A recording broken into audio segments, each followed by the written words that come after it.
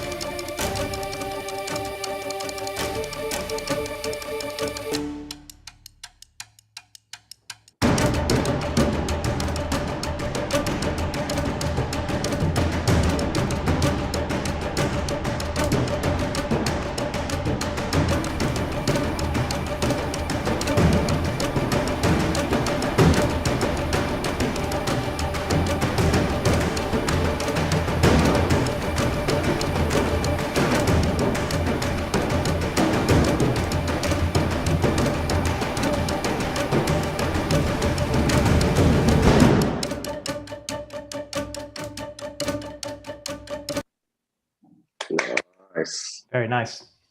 Really nice. I love the building. Thank you. Let me stop sharing. Yeah, cool. So we're back.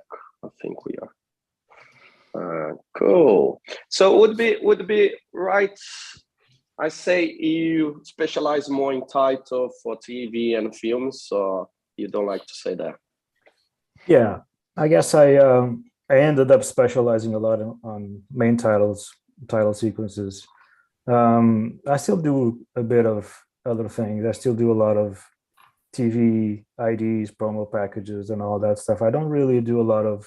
I used to do a lot of network rebrands because that's kind of what I started doing more motion design back in the day, because there's a lot of that work here in Portugal. But I guess years ago, like eight years ago or something, I started doing more and more pitches for main titles.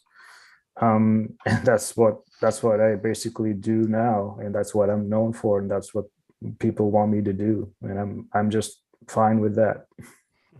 That's good. Yeah, you've been, I think, one of the big names out there doing like titles as well. No? Special. You've been working with like Prologue and a lot of the big studios doing titles as well. No. Yeah.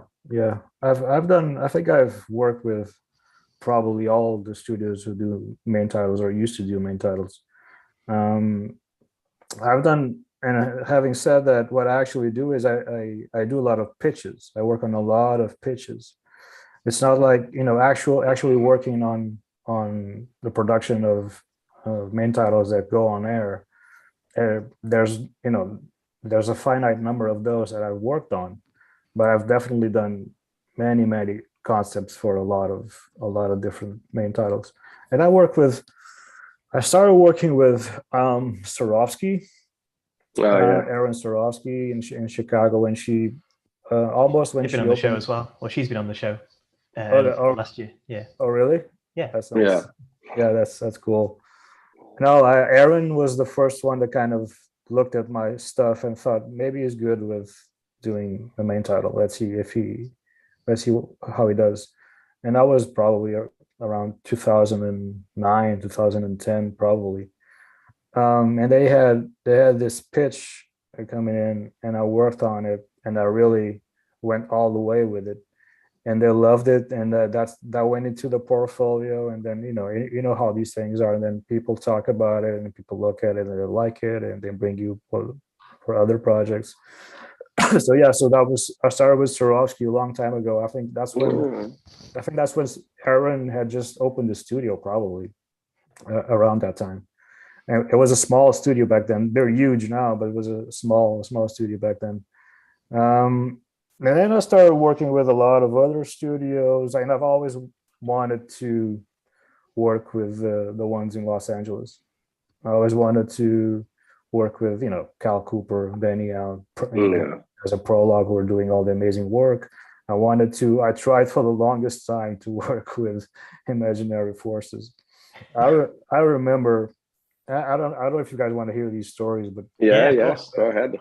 I remember a long ass time ago sending emails to Imaginary Force, and I would send emails to the general email, like info@imaginaryforces.com, because I didn't really know anybody there, and I was just showing my work and saying and telling them that I was doing main titles in New York and Chicago. I didn't get a response for the longest time, and then I remember them saying at a certain point they said, "Look, we have your contact." We get it, guys. We get it. Stop emailing us. Basically, that's what they said.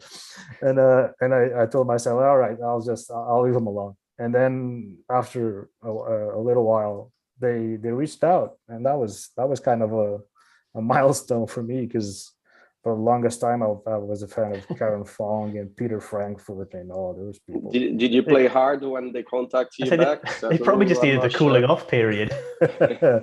Now you mean should I play it cool and like now I'm busy? Say, hey, I got your email. I got it. Yeah. Right. No. I said yes right away and started working. I think the first gig was with Karen. Nice.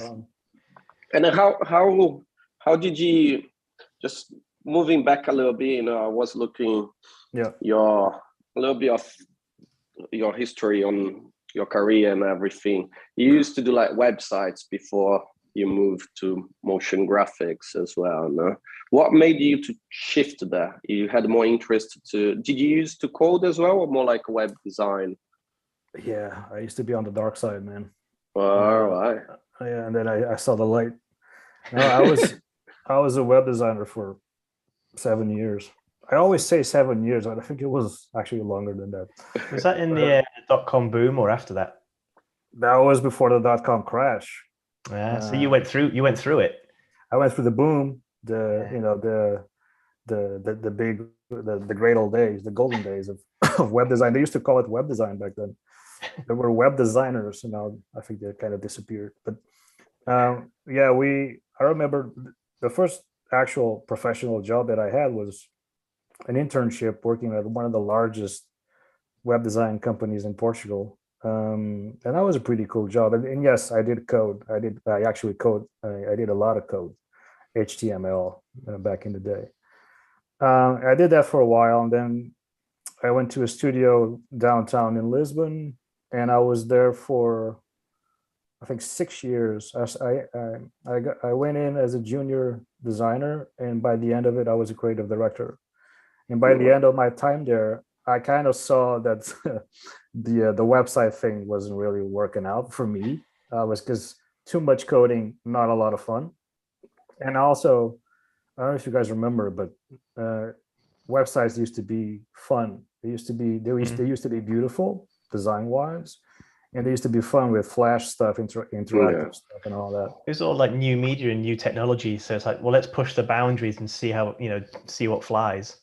Yeah, and I guess there was a time and a place for that, but then everybody started to kind of look at the internet as an utility. Yeah, I go online, I get my stuff, and I get out. And then social media was starting to pop up, and blogs. So web design wasn't as fun anymore, and I wanted to kind of keep doing fun stuff and tell stories. And for a while, I thought I could tell stories on websites with the pages and the web design of it. But I realized that it wasn't for me, and by then I knew of Cal Cooper and Karen Fong and Garson Yu and all of those old folks. They were working in motion design back then, and I obviously knew about Seven titles and stuff that was on TV. And I've always been influenced by American television anyway. That's what I watched when I was a kid. And that's why I picked up my English speaking was from watching TV. And so I kind of realized that, look, I'm coming up on 20 something. I was probably 26, 27 back then. I want to start doing what I love. And so I looked at the transition to motion design. And there wasn't, aside from TV networks here in Portugal, motion design wasn't really a thing. It wasn't not even close to an industry. It isn't now, and it surely wasn't back then. So I had the kind of the option of, one, I go to a TV station, TV network, and I work there. I work my ass off up the ranks doing crappy live graphics and stuff like that, which wasn't for me.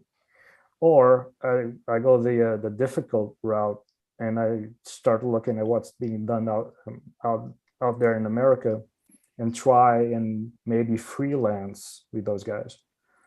So that's what I did. I kind of realized I have to go with the difficult one, because I either make it or I don't. So how did that work out with like working freelance with American companies but being based in Portugal, or did you go over to America? No, I never went to America. I actually only went to the US to pick up an Emmy. Oh, really? I've never been there before. Because nowadays it's quite common, but like back in the time. Back then, yeah. Well, you didn't have the internet connections back then to make all this possible, or you didn't have like Teradici or anything like that.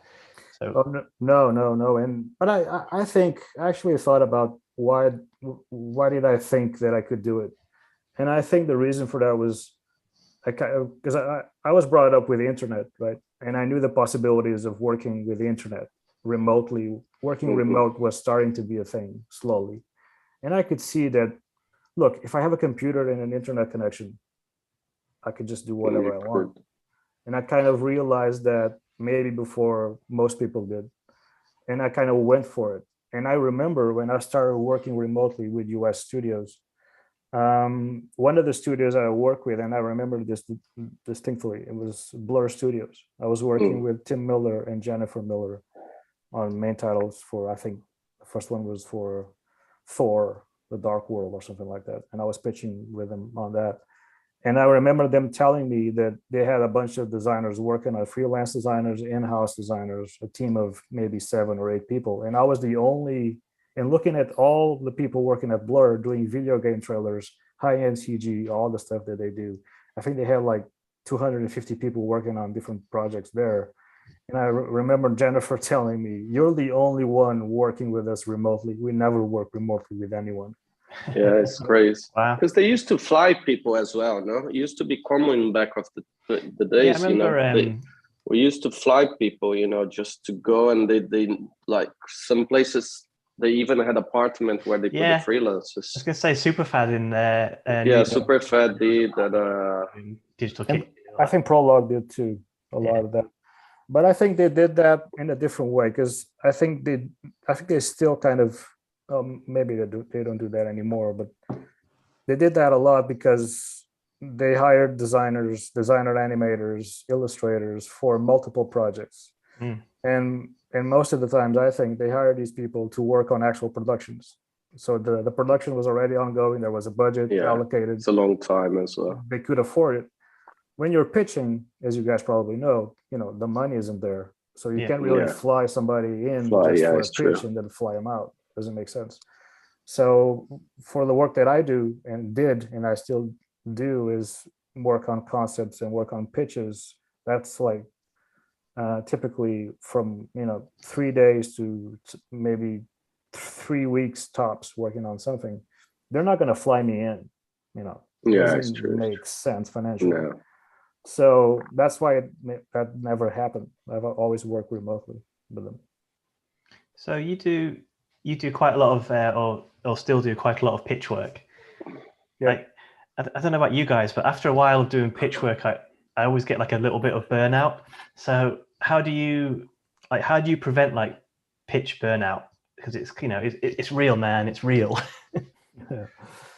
Well,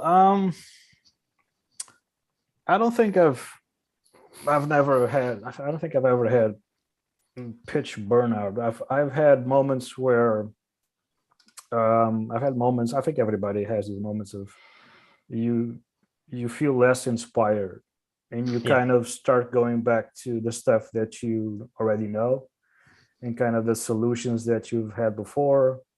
And when you start kind of templating, almost templating your pitch template. Yep, I'll do it at the weekend.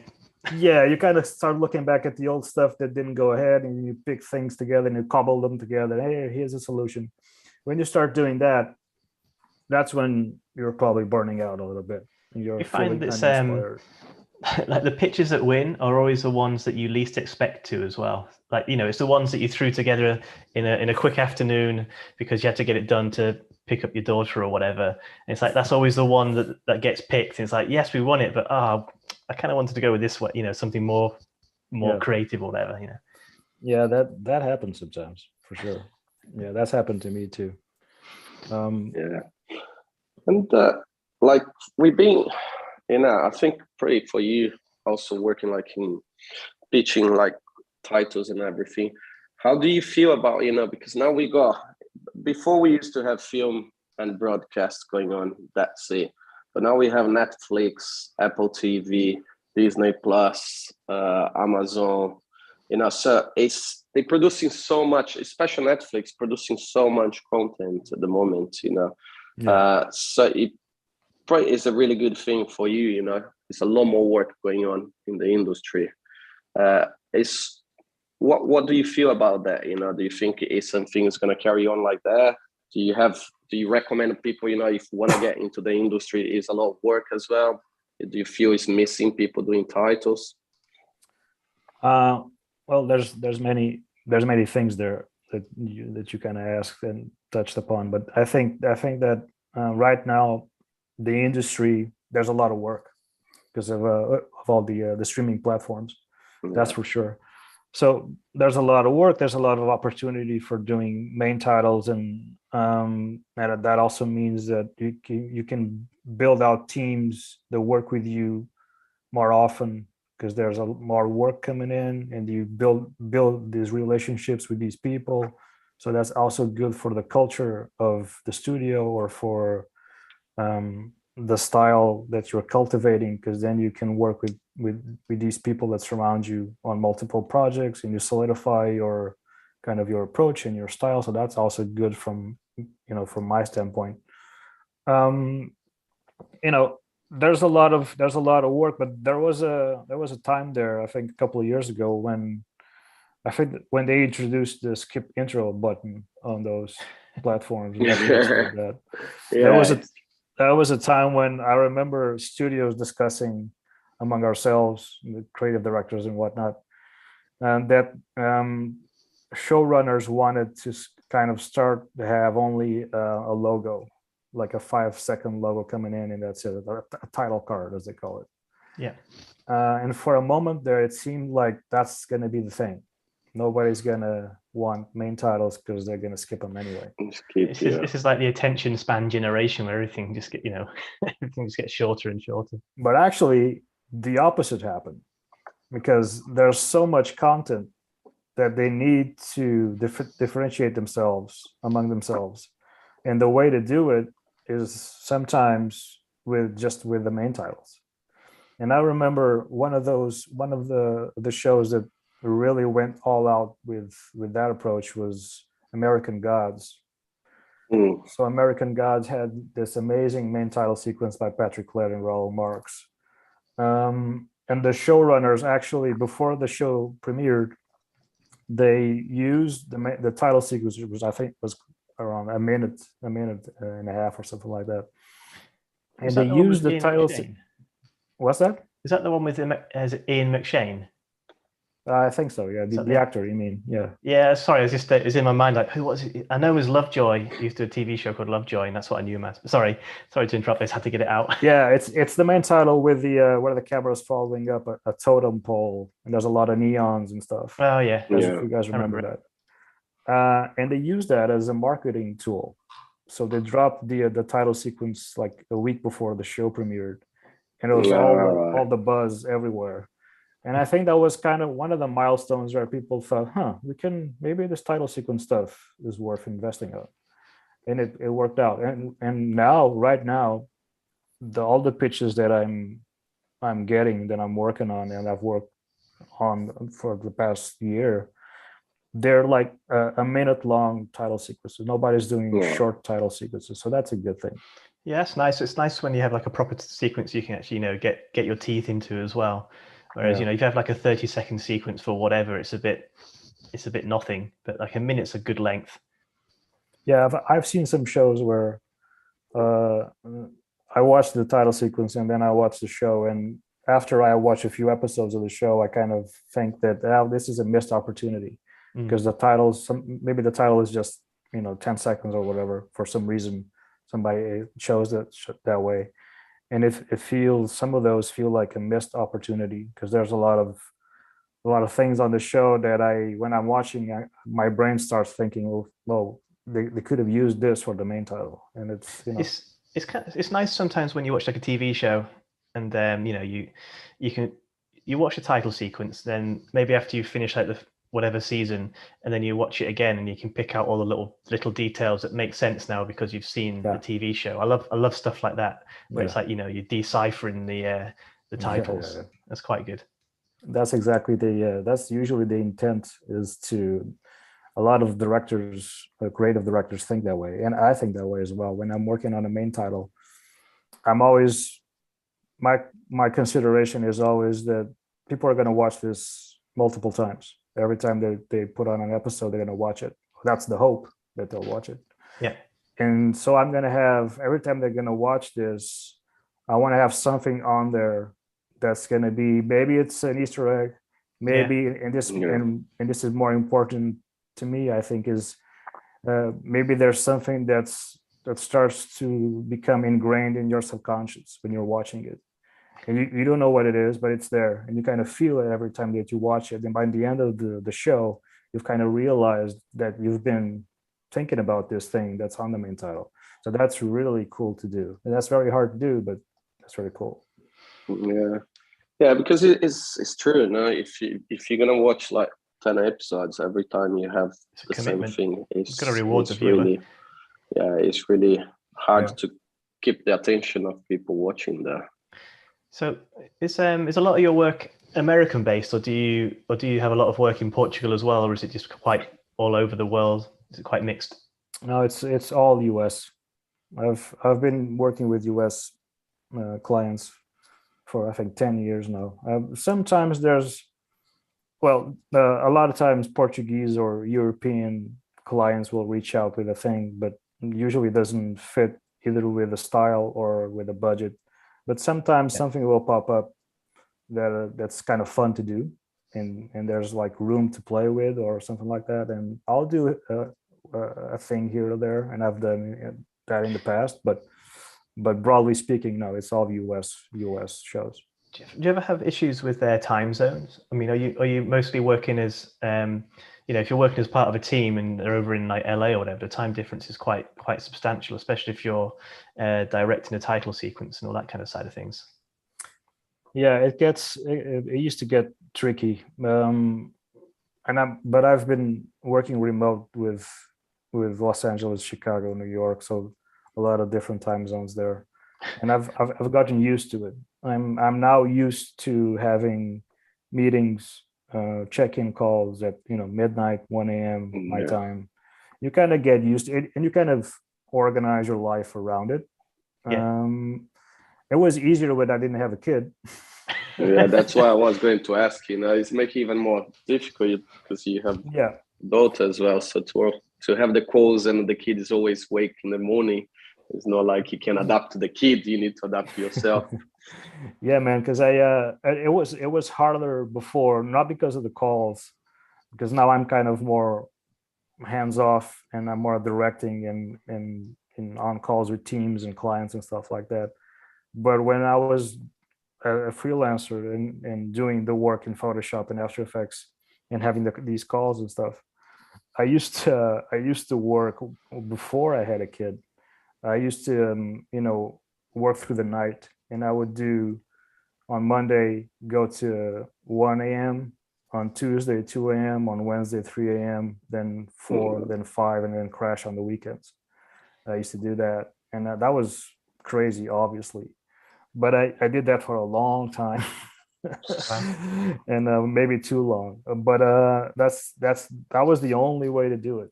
That was the only way to do it, because, and this is kind of, I know you were at off. That was kind of part of the presentation that I gave at off in Barcelona. Was while I was doing that, I had a full-time job at a production house here in Lisbon, because I needed the money, right? I needed to balance things out, and so I would work from 9 a.m. to 6 p.m. during the daytime job, and then have dinner, and then work through the night for US studios. So I did that for quite a bit of time. So now it's kind of easy doing this, because now I have just this. It's just this. Yeah. It's just easier.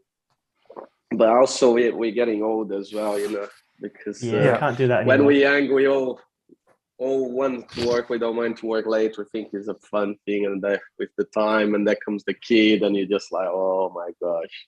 Yeah, but that's quite true. But I'll tell you that the big difference that I feel is weekends now are off limits. Whatever happens, weekends is for family and having fun and relaxing and having time for myself. Whatever happens, everybody knows now that weekends are always off limits for me. Yeah. And that's kind of sacred. But I'll tell you that, now that I kind of organize things in a way that work for me with time zones and stuff in teams and stuff, I still find that I'm more productive or more inspired in working. I get more focused at night. Yeah, I'm the same. Yeah. Yeah, and I guess a lot of people are like this. A lot of just creators. before I try to get to sleep, and it's really frustrating because I can't do anything about it.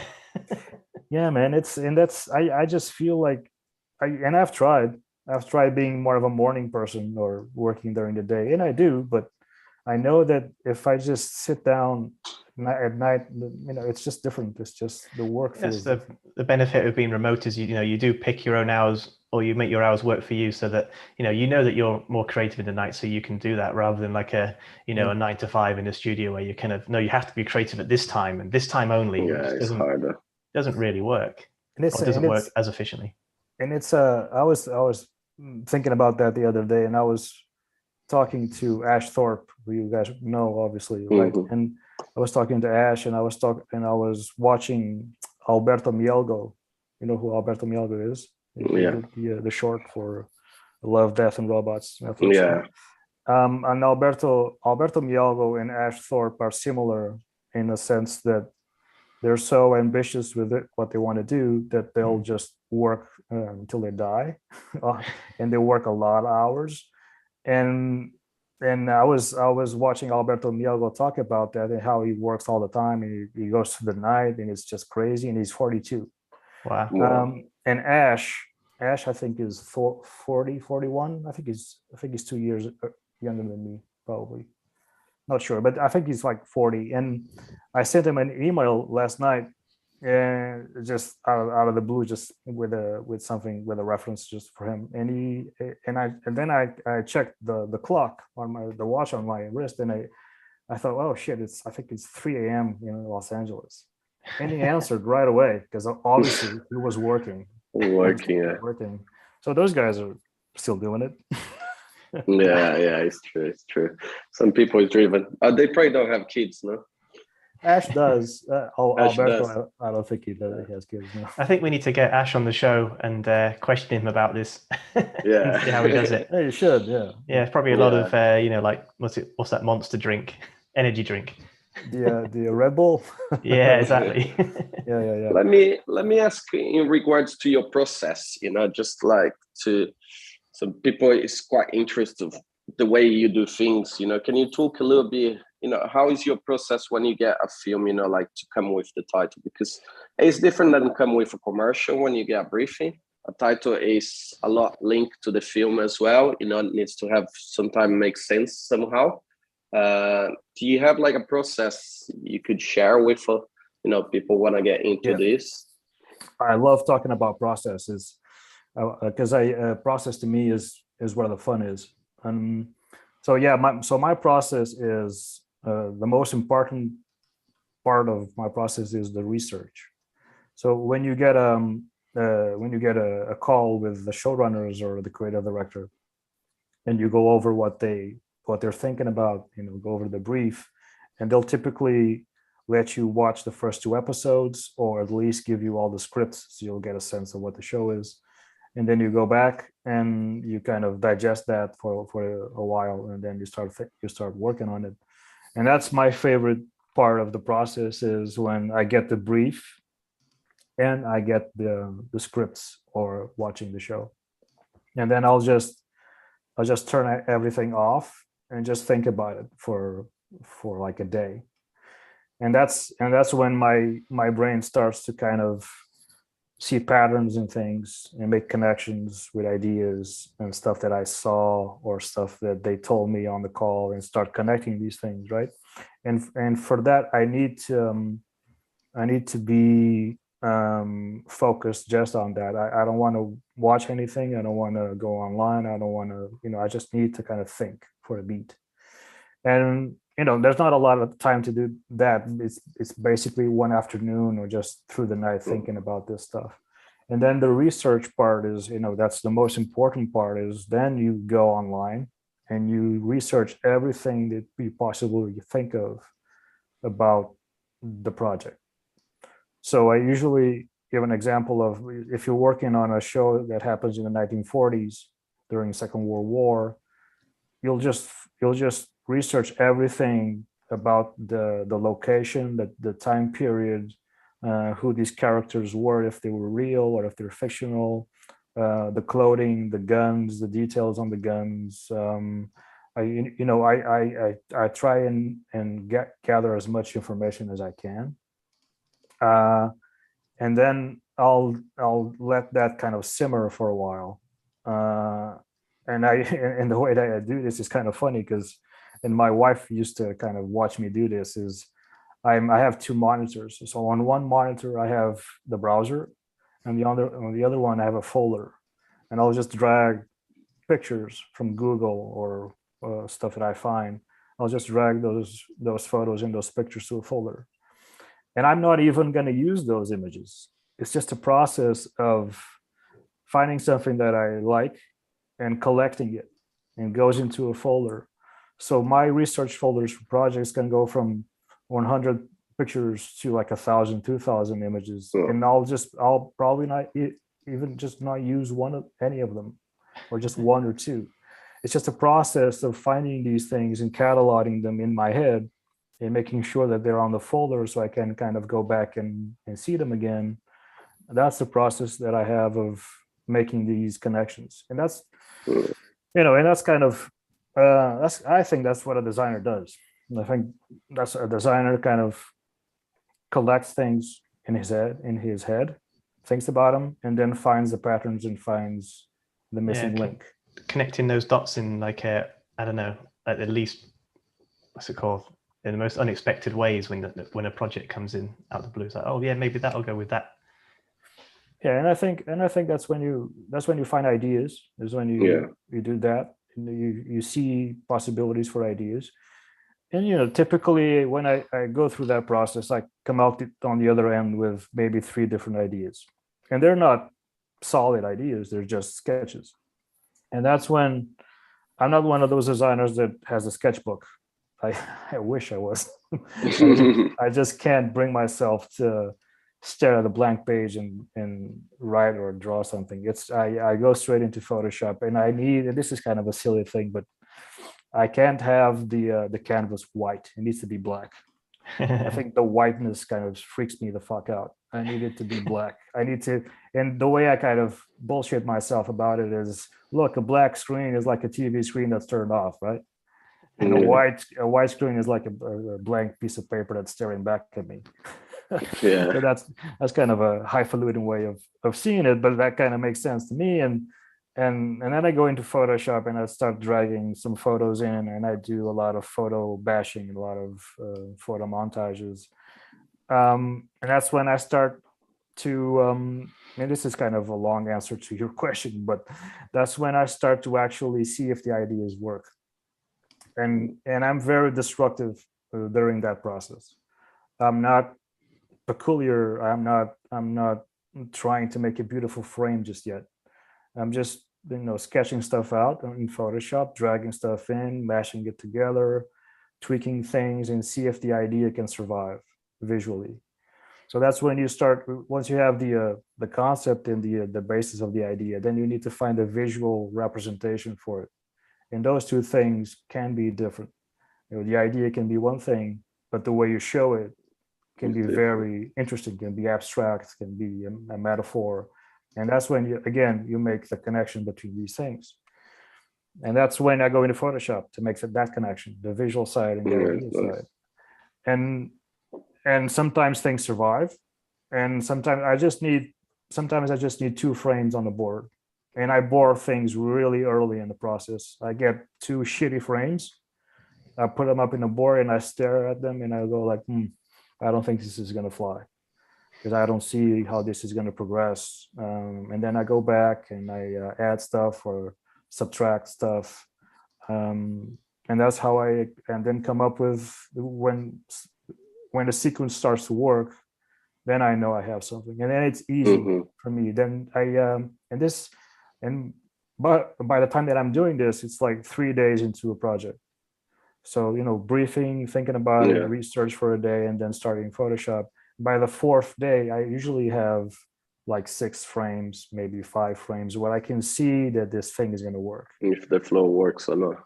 And then I go back and I start to make it more beautiful. And then I start worrying about the cinematics of it and the look of it, and then dial the things in. And by then, I'm pretty sure that this is going to work. And then it's because I've been working in Photoshop for over 20 years. So that's when it's just easy for me to make them look good, because I have all the the knowledge in the tips of my hands. Normally, how many? Because you pitch quite a lot. A lot of your work is pitching, and probably a lot of your work people never saw. Yeah. And never gonna see as well. Normally, how many days you have to pitch? Like ideas for title. Normally a week. That's kind of the golden standard, is usually a week. I remember pitching on something with Karen Fong at Imaginary Forces, last minute pitch for a show. And I think they were scrambling at the studio as well to deliver something. And she called me up and she said, "Can you think of something for a day?" No. And I was like, I think most designers, and now that I work with other designers and I in teams of people working with me, I don't think I would feel good telling a freelancer, "Can you do something for a day?" I think that's kind of fucked up. That's kind of a fucked up thing to ask somebody to. Can you come up with a concept in a day? That's kind of weird. Yeah, and it's a concept and a visual for that concept, Yeah, but so I don't think I would feel right doing that to somebody. But by then, and then, in defense of Karen, by then she kind of knew how my process was, so she kind of knew that I could have something at the end of the day. And that was actually kind of interesting. And going back to what you were just saying, James, of maybe sometimes the ones you think are the shitty ones are the ones that that end up going forward, or the Yeah. ones that you spend the least amount of time on or attention on. And this one was so fast, but I think having no pressure, because I thought to myself, look, they're asking me to do this in a day. There's no, I'll just do Yeah. whatever I Yeah, feel yeah. right. And it turns out that the frames were pretty cool and the idea was pretty cool. So I was kind of proud of the work that I did in a day. So that was kind of fun. I think that's So where now you normally charge for 5 days and work only 1 day. that's where experience comes in. Like I don't Yeah. know, some people outside the industry, like, oh, you did that, it took you a day.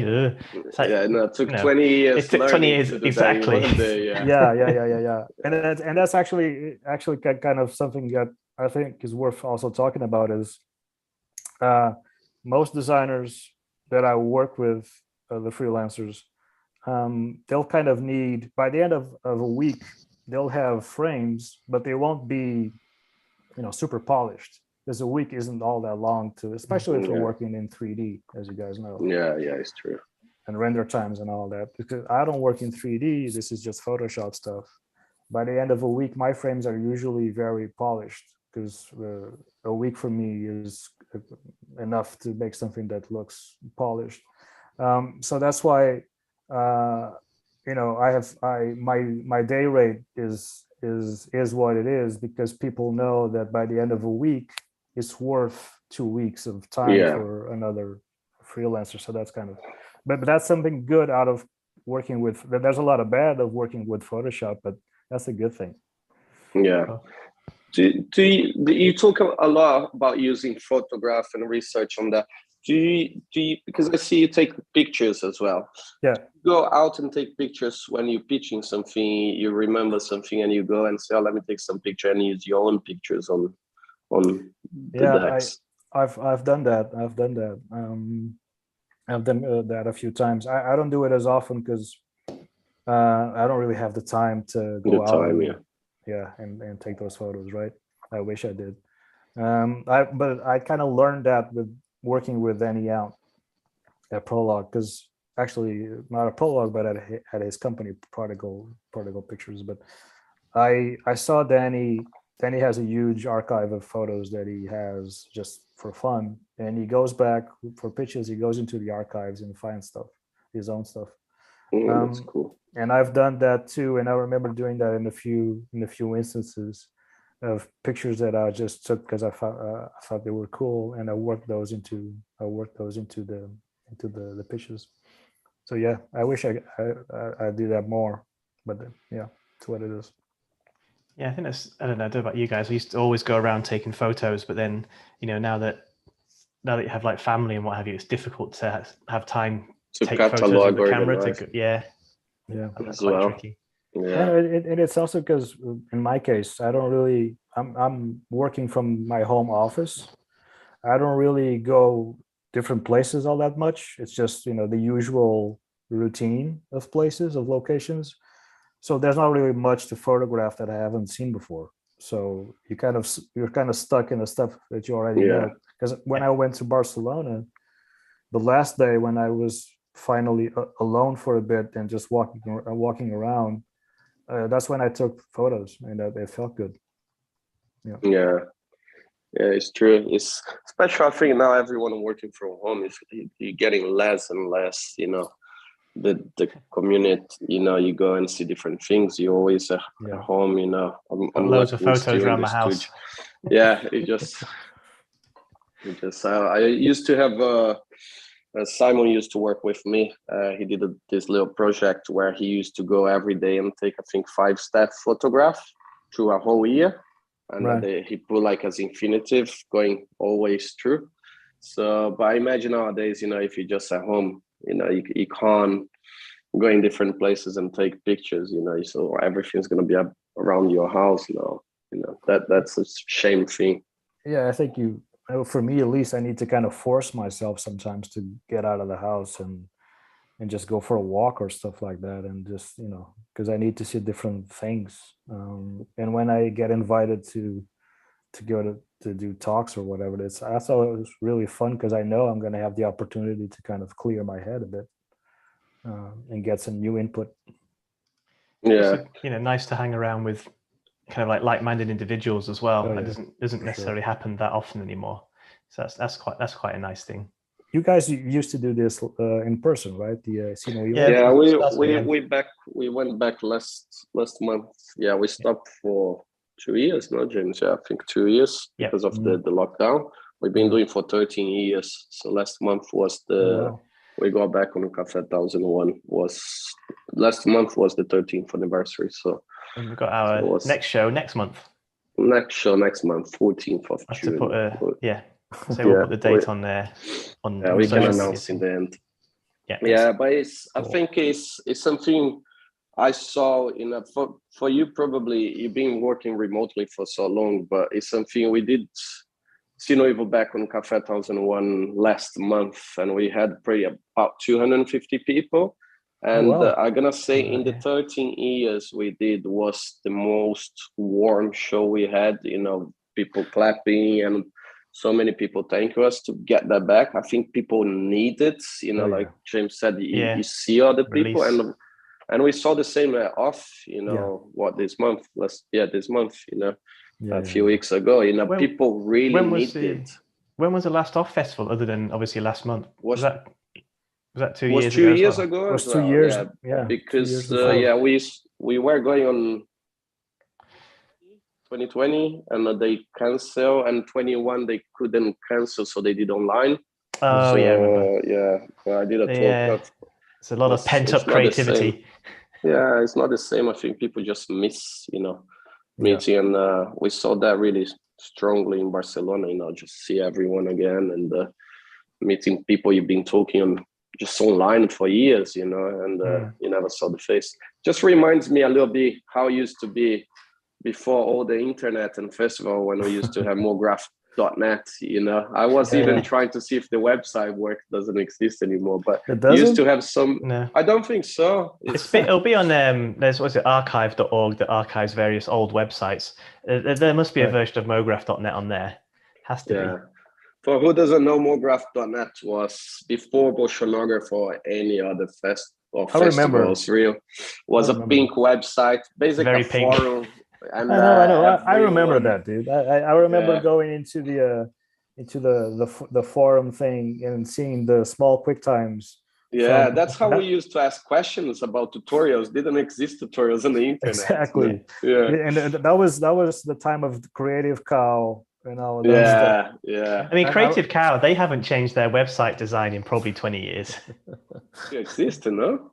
No, it still exists. Yeah, it's still a good resource actually, but it's still the same design. I mean, that logo is very like 1998. They're like Vector Cow. They since 2001. Right. Seven Media Press. The website looks the same since 2001. Looks a little bit better, James. The logo is the same from 2001, but it's not that. It's updated a little bit, but the graphic design is still very early 2000s. But still, when you're Googling for answers on a problem in After Effects or something, you end up going to Creative Cow most of the time. Inevitably, yeah. It's honestly, it's still a great resource. It really is. Yeah, it is.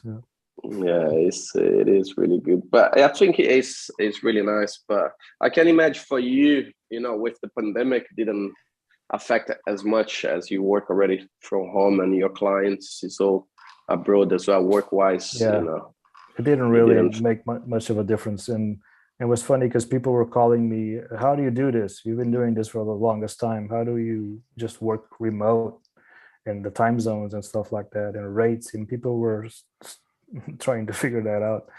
And for me, it wasn't different at all. It's just, for a while there, a short while, it seemed like everything stopped, as you guys probably know. But then productions kind of picked up again, and it wasn't really that different. Actually, with regard to rates, how do you? I mean, obviously, I don't know your figures, but how do you figure out rates? Do you base it from where the client is, where you're based, or just kind of like a meet in the middle kind of situation? My rate has been the same for a while, because I understood from talking to friends, other freelancers, and some studio heads, that there's kind of a ceiling for rates for Yeah, certain definitely. for certain roles in the industry, and I kind of hit that ceiling a couple of years ago. So I haven't changed that, but I remember when I was working with when I started actually. I think like the third job that I did when I started working with US studios back in 2000, whatever, when I was still a kid. I was working with Digital Kitchen, and Yeah. I was on a job, and my rate was one of the lowest because I just didn't know, right? And I was charging really low. And I remember and I was doing great work as they told me. And the producer sent me an email just to me saying, Philippe, you need to bump up your rate. This doesn't work because everybody's making like triple what you're Wow. making. And I remember looking at that email like, what? That's pretty nice of him though, because they could have just said Yeah. nothing and Oh yeah, made more money. she was great. She didn't have to do it, and she did. So that was great. Do you not find like working with American clients that the day rate's different in like New York, Chicago, and LA, or do you just have one across the board?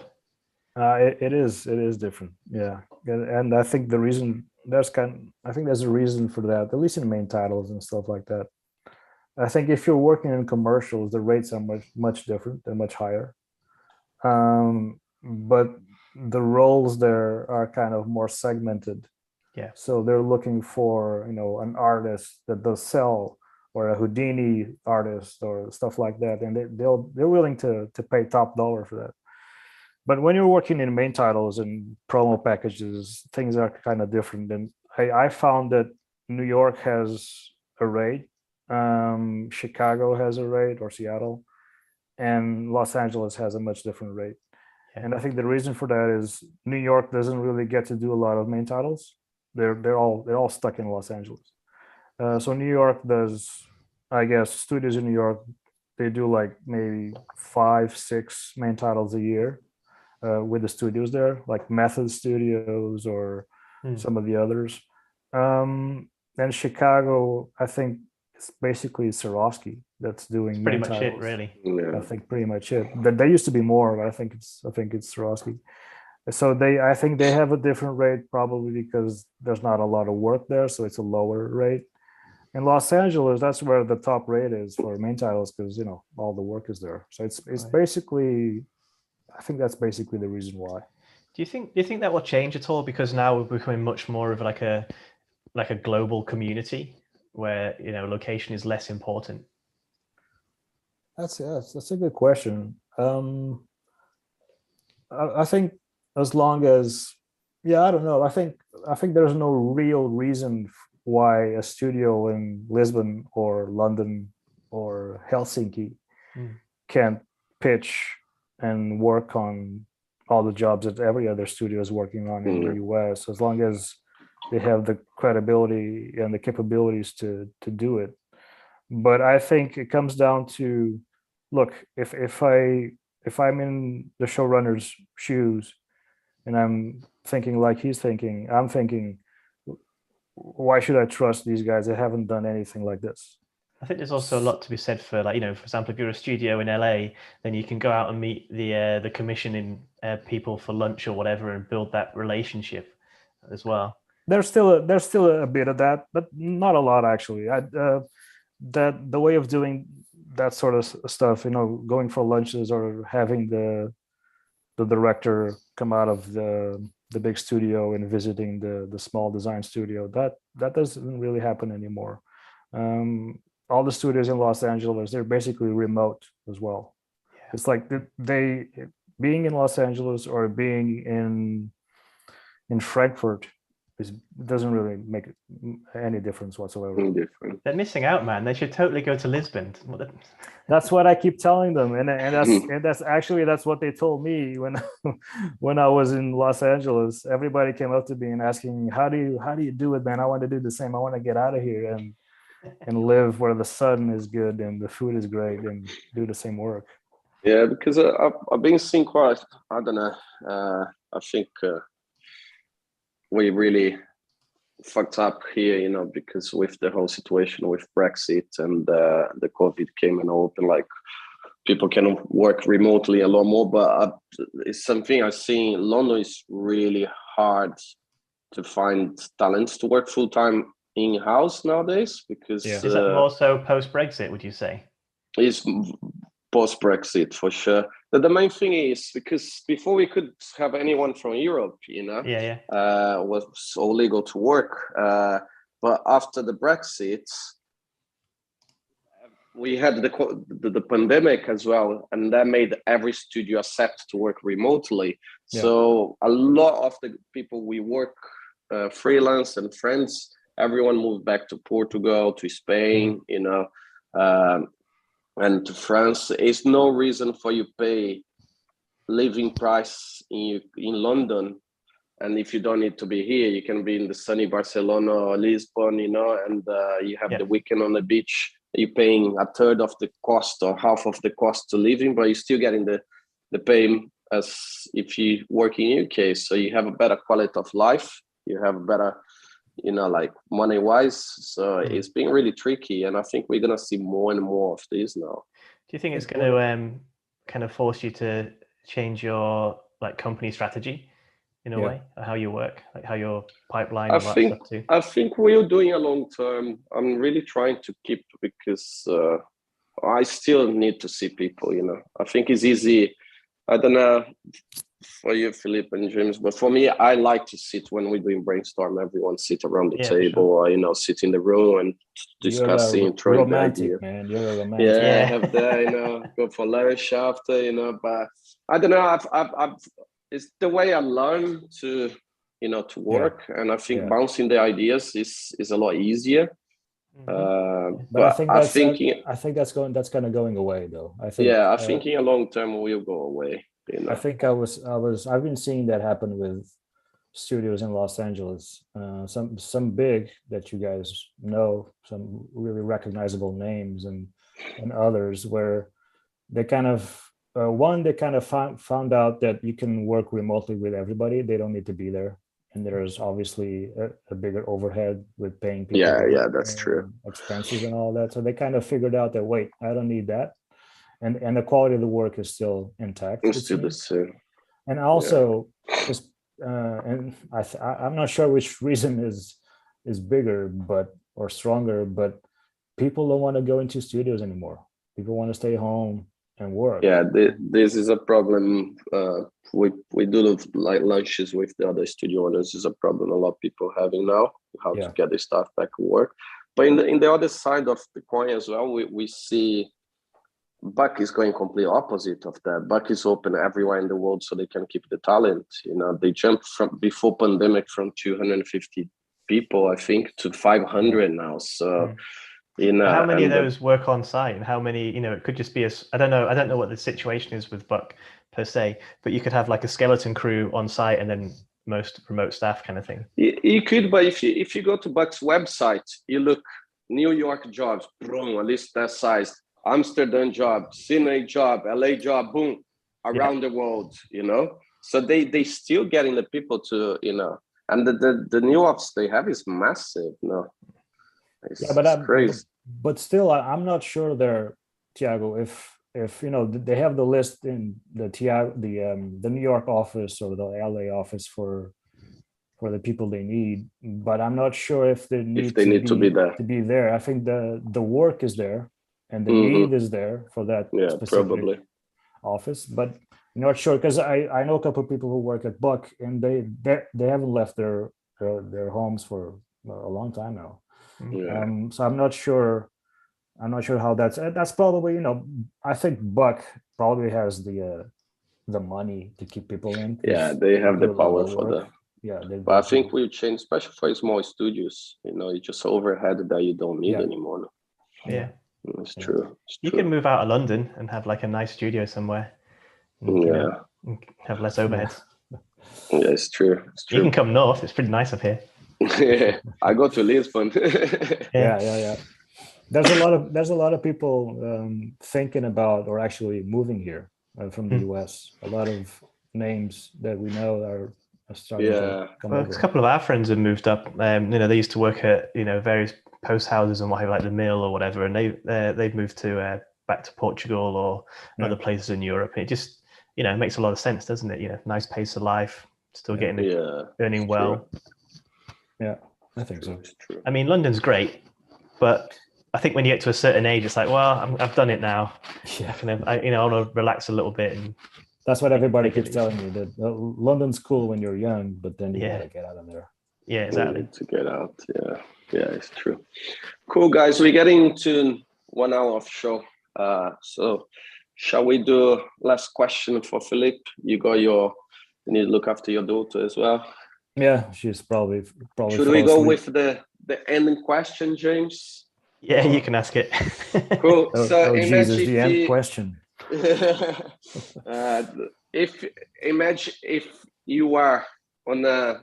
Imagine you as a Filipe as a brand, like what you do. If you are on a team of animation, motion graphic, how you'd call yourself, How do I call myself? Yeah, how like would you describe yourself? You describe yourself on the Tinder for jobs, like in our industry or something like to that. make sure clients like right instead of left. Well, probably the same way that I had on my first slide on the presentation. I'm the dark main title guy. That pretty much defines who I am. So that's cool. Dark and mysterious, nice. Yes, the dark dude. Cool. Yeah, perfect. Thank you so much, Filipe. It was really nice, man. Very good. Been talking for a while, and it's nice to get you in the show, man, and just get a little bit more inside your head to people understand a little bit. Especially, I think title is something is getting more and more with Netflix and all these online platforms now. So it's really nice to see, you know, your process and how you get into that as well. I like sharing this stuff. So whenever people want to hear about this stuff, I'm more than happy to talk about it, because I'm alone at the office most of the time. So I'm just happy to talk about it. Great. So that's good. Now you're going to be bombarded by Influx people. Just can I ask a question? I usually take like 3 months to answer though. So yeah. If you have a really pressing question, just email Ash Thorpe instead. He'll be awake. That's for sure. Well, thanks a lot for joining us. All right, guys. Thank you so much. Join us. We've got the live show. Is it 14th? Live show is 14th of June, Café 1001. We're going to announce tomorrow. We can announce today. We're going to have the line for the next show. Oh, nice. And we have, it's confirmed as well. I think we can announce we wait to announce the next. We can't give them everything at once, you know. Okay, Jeez. so we have the live show on the Café 1001. We've got to play hard to get. 14th of June with the line, and we have the next YouTube on the 30th of June, but we announce later, guys. Thank you so much, everyone. Treat a mean. Thank you. Cheers, Filipe. Thank you. All right, guys. Thank you. See you later. Bye. All right. Thanks. Thank you. So I ended the live stream. Cool. Perfect, man.